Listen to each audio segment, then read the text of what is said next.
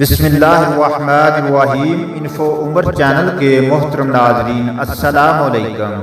ایک مرتبہ کا ذکر ہے کہ حضرت شیخ سید عبدالقادر جیلانی رحمۃ اللہ علیہ واز فرما رہے تھے۔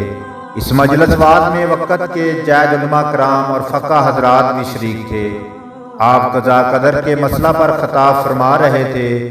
تمام حاضرین بڑی توجہ اور یکسوئی کے ساتھ آپ کا واز سن رہے تھے کہ اچانک چھت سے ایک بہت بڑا سانپ اہل مجلس پر آ گرا، جسے دیکھ کر حاضرین ڈر گئے اور تھوڑی سی بھگدڑ مچ گئی۔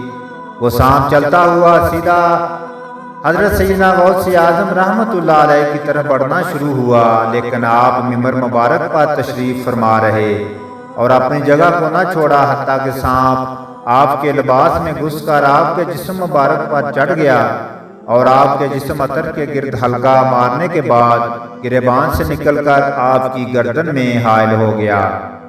آپ نے سانپ کی طرف قطعاً کوئی توجہ نہ دی اور نہ ہی اس کی کسی حرکت سے آپ میں تبدیلی کے آثار پیدا ہوئے۔ آپ نے واز کا سلسلہ جاری رکھا اور مسلسل بیان فرماتے رہے، اپنی جگہ پر ثابت قدمی سے بیٹھے رہے۔ تھوڑی دیر کے بعد سانپ آپ کے جسم مبارک سے الگ ہو کر زمین پر آ گیا اور اپنا فن پھیلا کر کھڑا ہو گیا۔ اس نے زبان حال سے آپ سے کوئی کلام کیا جسے حاضرین سامعین میں سے کوئی بھی نہ سمجھ سکا۔ پھر وہ سانپ آرام سے باہر چلا گیا۔